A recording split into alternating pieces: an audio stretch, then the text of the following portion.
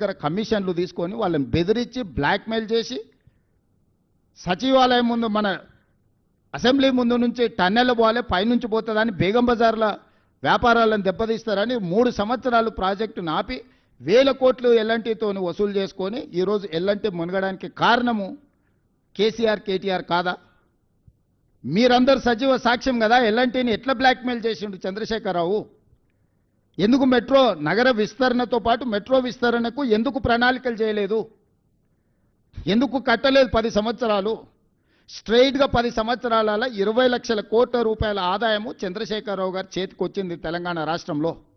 20 లక్షల కోట్ల రూపాయల ప్రజలు కట్టిన పన్నులు చంద్రశేఖరరావు గారు ఎక్కడ ఖర్చు పెట్టిండ్రు, ఏమి నిర్మించిండు, ఏమి అదనపు ఆదాయాన్ని తీసుకొచ్చిండు? మా 10 సంవత్సరాలు మేము నికార్స్గా ఈరోజు నేను చెప్తున్నా, ప్రతి ఒక్కటి మిమ్మల్ని నేను తీసుకెళ్ళి చూపిస్తాను. అంతర్జాతీయ ఎయిర్పోర్ట్ కానీ, ఔటర్ రింగ్ రోడ్ కానీ, హైటెక్ సిటీ చుట్టూతో వచ్చిన ఐటీ కంపెనీలు కానీ, ఎడ్యుకేషనల్ ఇన్స్టిట్యూట్స్ కానీ, హైదరాబాద్లో ఈరోజు నడుస్తున్న మెట్రో కానీ, గోదావరి జలాలు కానీ, కృష్ణానది జలాలు కానీ, ఫ్లైఓవర్ల గురించి మాకు చెప్తున్నాడు. మరి చెన్నారెడ్డి గారు ఏ రోజు కట్టిండ్రు? ఇక్కడ పెద్దలు చాలామంది ఉన్నారు. ఫ్లైఓవర్ అనే విధానాన్ని కనిపెట్టింది కాంగ్రెస్ పార్టీ. బేగంపేటలో కానీ లేకపోతే తార్నాకలో కానీ ఫ్లైఓవర్లు ఎప్పుడు కట్టిండ్రు? పోనీ నువ్వు కట్టి పూర్తి చేసిన ఫ్లైఓవర్లు ఎన్ని ఉన్నాయో చెప్పు. మేము కట్టిన ఔటర్ రింగ్ రోడ్డును పల్లి బఠానీలకు అమ్మేసుకొని పారిపోయినావు నువ్వు. పోయే ముందల క్లోజింగ్ సేల్స్ కింద లక్షల కోట్ల విలువైన ఔటర్ రింగ్ రోడ్డుని 7,500 కోట్లకు అమ్మేసింది.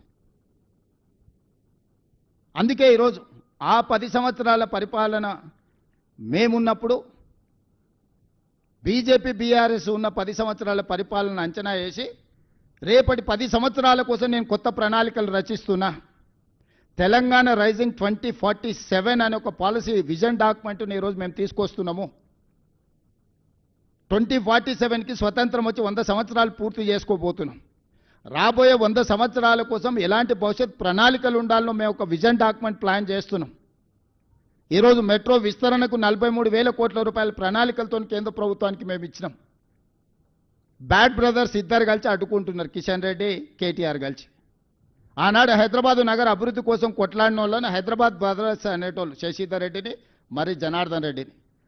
హైదరాబాద్కి తాగునీళ్ళు కానీ, హైదరాబాద్ నగర విస్తరణ కోసం కానీ, హైదరాబాద్లో ఉండే పేదవాళ్ళ కోసం నిత్యం ప్రజల కోసం ఆనాడు ప్రయత్నం చేసిన పీజేఆర్ శశిధర్ రెడ్డిని హైదరాబాద్ బ్రదర్స్ అనేది. ఈరోజు అభివృద్ధిని అడ్డుకుంటున్న కిషన్ రెడ్డిని కేటీఆర్ను ఈ నగరవాసులు బ్యాడ్ బ్రదర్స్ అని అంటున్నారు. ఈ బ్యాడ్ బ్రదర్స్ ఇద్దరు మెట్రో విస్తరణను అడ్డుకుంటున్నారు, మూసి ప్రక్షాళనను అడ్డుకుంటున్నారు, రీజనల్ రింగ్ రోడ్డును అడ్డుకుంటున్నారు, ఫ్యూచర్ సిటీని అడ్డుకుంటున్నారు. మేము ఈరోజు గోదావరి జలాలు 20 టీఎంసీలు నగరానికి తేవాలంటే వాటిని అడ్డుకుంటారు. హైదరాబాద్లో కట్టాలనుకున్న ఫ్లైఓవర్లు కానీ, అండర్ పాస్లు కానీ, ఎలివేటెడ్ కారిడార్లను అడ్డుకుంటారు. ఈనాడు 30 సంవత్సరాల నుంచి పెండింగ్ ఉన్న కంటోన్మెంట్ నుంచి షామీర్పేటకు కావాల్సిన ఎలివేటెడ్ కారిడార్, కంటోన్మెంట్ నుంచి మేడ్చల్కు వెళ్లాల్సిన ఎలివేటెడ్ కారిడార్లు ఇవాళ మేము తెచ్చి 5,000 కోట్ల రూపాయలతో పనులను ప్రారంభించినాం. కొన్ని దశాబ్దాల కోరిక మొత్తం ఉత్తర తెలంగాణ మొత్తం ఈ 2 ఎలివేటెడ్ కారిడార్ల మీదనే ఆధారపడ్డది. హైదరాబాదు నగరం మొత్తం అటువైపు విస్తరించింది. ఇవాళ 1 కోటి జనాభా ఉంటే 50 లక్షల జనాభా ఆ పక్కనే ఉంది నగరంలో. కరీంనగర్ ఆదిలాబాద్ నుంచి మొదలు పెడితే ఉత్తర తెలంగాణ మొత్తం ఆ 2 ఎలివేటెడ్ కారిడార్ల మీద ఉంది. 10 సంవత్సరాలు మీరు అనుమతి ప్రయత్నం చేయలేదు. కేవలం సచివాలయం కోసం ఆర్మీ ల్యాండ్ని 50 ఎకరాలు ఇవ్వలేదని వాళ్ళతో పంచాయతీ పెట్టుకొని పక్కన పెడితే వచ్చిన 100 రోజుల్లోనే ఆ సమస్యను పరిష్కరించి ఈరోజు ఆ ఎలివేటెడ్ కారిడార్లకు ఈరోజు ప్రణాళికలు వేసి మేము ముందుకు వెళ్తున్నాం. బేగంపేట ఎయిర్పోర్ట్ మధ్యల నుంచి అండర్ పాస్, అండర్ టనెల్ ఈరోజు రోడ్లకు అనుమతులు తీసుకొచ్చిన నేను. ఇవాళ వరంగల్ ఎయిర్పోర్ట్కి అనుమతి తెచ్చినాం, ఆదిలాబాద్ ఎయిర్పోర్ట్కి అనుమతి తీసుకొచ్చినాం. ఈరోజు భద్రాద్రి, కొత్తగూడెం, రామగుండం ఎయిర్పోర్ట్లకి ఇంకో 2 అదనపు ఎయిర్పోర్ట్ల కోసం ఈరోజు ప్రయత్నం చేస్తున్నాం. ఈరోజు తెలంగాణ రాష్ట్రానికి పోర్టు లేకపోవడం వల్ల ఈవీ ఇండస్ట్రియల్ డెవలప్మెంట్ ఆగిపోతే కేంద్ర ప్రభుత్వాన్ని, ఆంధ్రప్రదేశ్ ప్రభుత్వాన్ని ఒప్పించి మచిలీపట్నానికి greenfield national highway 12 lanes road వేసి ఈరోజు మనకు పోర్టు లేని లోటును తీర్చి మచిలీపట్నం పోర్టు నిజాం కాలంలో ఉన్న పోర్టుకి ఈరోజు మనం అనుసంధానం చేస్తున్నాం. ఈరోజు రేడియల్ రోడ్స్ వేస్తున్నాం.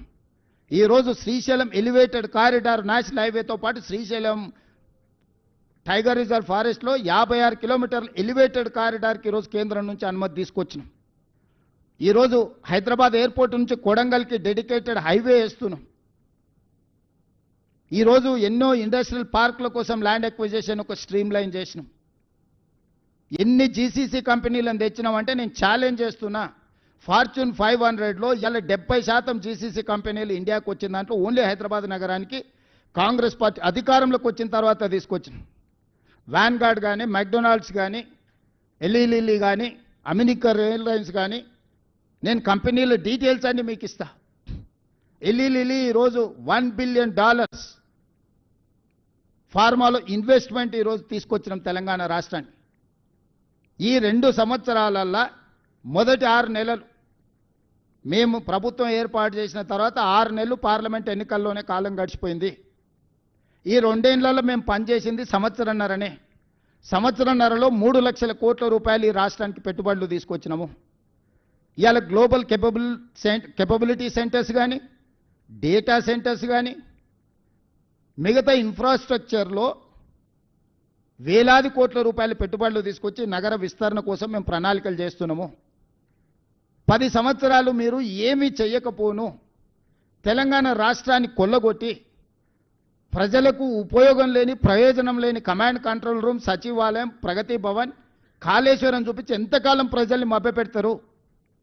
మేము కట్టిన మెట్రో, మేము కట్టిన ఔటర్ రింగ్ రోడ్, మేము తెచ్చిన అంతర్జాతీయ ఎయిర్పోర్ట్, మేము తెచ్చిన ఐటీ కంపెనీలు, మేము తెచ్చిన ఫార్మా కంపెనీలు, చెన్నై నుంచి ఇక్కడికి తరలించుకొచ్చిన సినిమా ఇండస్ట్రీ ఒక గ్రోత్ కారిడార్గా పనిచేసి ఈరోజు లక్షల కోట్ల రూపాయల ఆదాయాన్ని రాష్ట్రానికి తెచ్చిపెట్టి లక్షలాది మందికి ఉద్యోగ ఉపాధి అవకాశాలు మేము కల్పించినాము.